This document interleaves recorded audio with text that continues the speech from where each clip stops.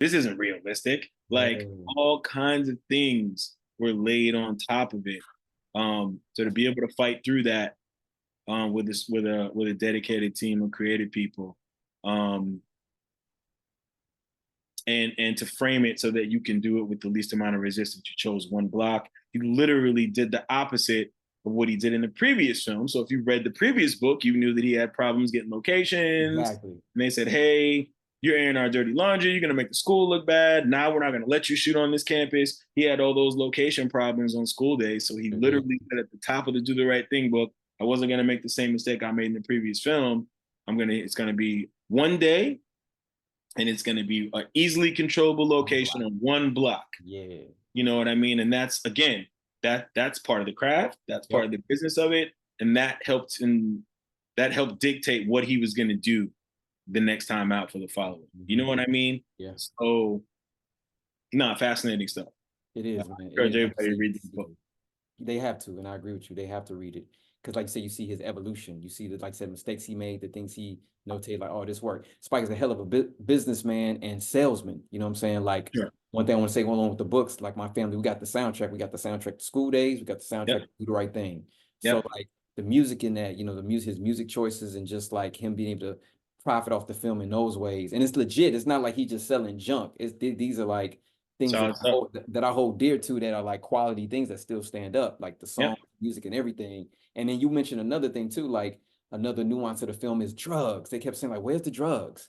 Like, Mm-hmm. like the I don't want to curse, but it's like, what the hell? What y'all talking about, man? Like, Where where is the it? drugs? And I remember him saying that, like, why is it got to be in a black neighborhood, in a black community, urban black community? Y'all talking about where's the drugs? Do y'all Mm-hmm. see that in corporate America? You know what I'm saying? And I loved him for that, man. He would stand up for us in that way. Like, yo, like, yeah, there's drugs there, but this is ain't no everybody ain't doped up. Like there are No. people who are hardworking, law abiding, quote unquote, law abiding citizens that are Yeah. living their life as black folks and brown folks and whatever. Like, what are you talking about? Like, but that was the stereotype, that Mhm. during that time frame of, crack babies and everybody cracked out. And it's like, Yep. yeah, man, that's happening in parts of the city, yeah, in parts of the country. Yeah. But Not why just the black folks black people, research with drugs?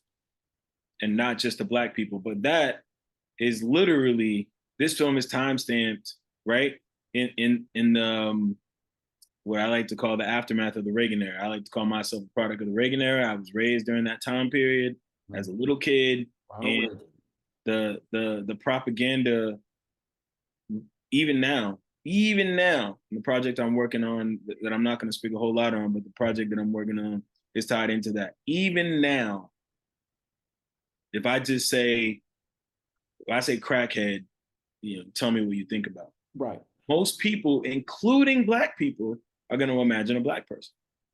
That's not accidental. You know what I mean? Like it was the No. news, it was the newspapers. We didn't have the internet then, so it was a whole lot of when you go back and watch old gold footage of um, all those legendary newscasters that are no longer with us, right? Like Mhm. whether it's Tom Brokaw, Dan Rather, whoever it was doing those reports, like Mhm. the footage that they showed was what was black people getting arrested, Yep. the cops dragging somebody out of a crack den, Mhm. um, somebody getting handcuffed and slammed against the hood. Yeah. There was a shooting. It's a black body, bunch of people crying, and a black body with a sheet over it. It was never anything but black people, Nope. and that drills into here. So Spike said this film isn't about drugs. Right. So y'all want to skirt around the racism part Yeah.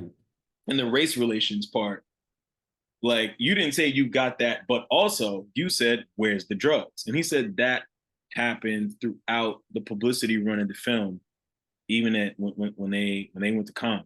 It Yeah. was like, Went to Paris. Yeah, in Paris. Yeah. Same yeah, thing. It was like, the people loved the film, but they said, "But where's the drugs?" You know what I mean?